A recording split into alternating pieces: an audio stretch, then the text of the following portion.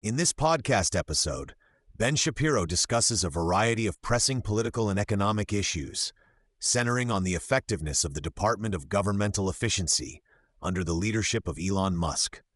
Shapiro argues that despite criticisms from legacy media claiming that DOGE has been a failure, there is evidence that significant spending cuts have been achieved.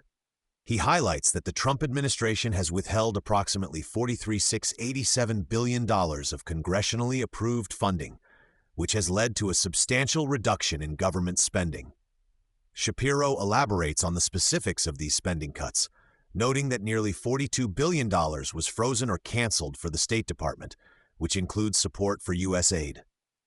He also mentions that $62 billion in competitive grant funding for the Transportation Department has been affected, along with $943 million for the Head Start Early Education Program, which he criticizes as ineffective. The discussion emphasizes that while the government continues to operate, the financial impact of these cuts is significant, and Democrats are increasingly concerned about the potential for these temporary freezes to become permanent cuts. Shapiro points out that the next step for Congress is to make these spending cuts permanent, which would require a simple majority vote in the Senate. He acknowledges the challenges faced by the Republican majority in Congress, particularly given the narrow margins and differing interests among party members. The urgency of passing a new tax bill is underscored, as it is seen as crucial for providing certainty to American businesses and individuals.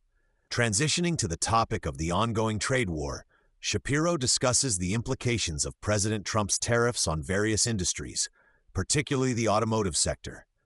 He notes that the administration is attempting to ease tariff pressures on U.S. automakers by offering reimbursements for taxes on foreign auto parts. However, he raises concerns about the long-term effects of these tariffs on both domestic and foreign manufacturers, suggesting that they may deter foreign companies from investing in U.S. factories. Shapiro also addresses the broader economic landscape, highlighting the mixed reactions from the business community regarding Trump's trade policies. While some businesses appreciate deregulation and tax cuts, they are wary of the uncertainties created by the trade war. He emphasizes the need for a coherent strategy to navigate these challenges, particularly as the administration seeks to negotiate new trade deals.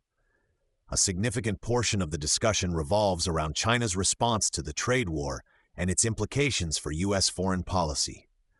Shapiro argues that China is not as affected by the tariffs as the U.S. might hope, given its authoritarian regime's willingness to sacrifice its citizens' welfare for geopolitical gains. He points out that China is actively seeking to strengthen its global position while the U.S. grapples with internal divisions and economic uncertainties.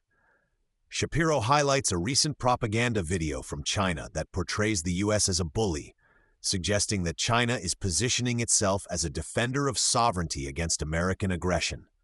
He expresses skepticism about the effectiveness of the U.S. strategy in countering China's ambitions, particularly as the Chinese government continues to pursue its interests without regard for its citizens' suffering. Shapiro also touches on the recent Canadian elections, where Mark Carney, a figure he describes as a globalist, won the prime ministership. He critiques Carney's victory as a setback for conservative values in Canada, arguing that Trump's previous comments about Canada have negatively influenced Canadian politics. Shapiro expresses concern that Carney's leadership will lead Canada away from its traditional alliance with the U.S. and toward closer ties with Europe and China. He reflects on the implications of Carney's victory for U.S.-Canada relations, emphasizing the importance of having allies who share conservative principles. Shapiro suggests that the best outcome for conservatives in Canada would be a return to power for Pierre Poilievre, who he believes would be more aligned with American interests. The podcast also delves into the ongoing conflict in Ukraine and the U.S. response to Russian aggression. Shapiro notes that President Trump appears to be shifting his stance toward a more assertive approach against Vladimir Putin, which he views as a positive development. He argues that a strong U.S. response is necessary to deter further Russian expansionism. In discussing Iran, Shapiro warns against the dangers of engaging with the Iranian regime, which he believes is attempting to manipulate the U.S. into accepting a nuclear deal that would ultimately benefit Iran. He emphasizes the need for a cautious approach to negotiations, highlighting the potential risks of allowing Iran to gain a foothold in the global economy. Finally, Shapiro addresses the cultural landscape in the U.S., noting a shift away from extreme progressive ideologies. He points to recent decisions by major corporations such as MasterCard and Pepsi to withdraw sponsorship from Pride events, suggesting that these companies are recognizing the backlash against overtly progressive messaging. Shapiro argues that most Americans support the rights of LGBTQ+ individuals, but are uncomfortable with the more radical expressions of those rights in public spaces.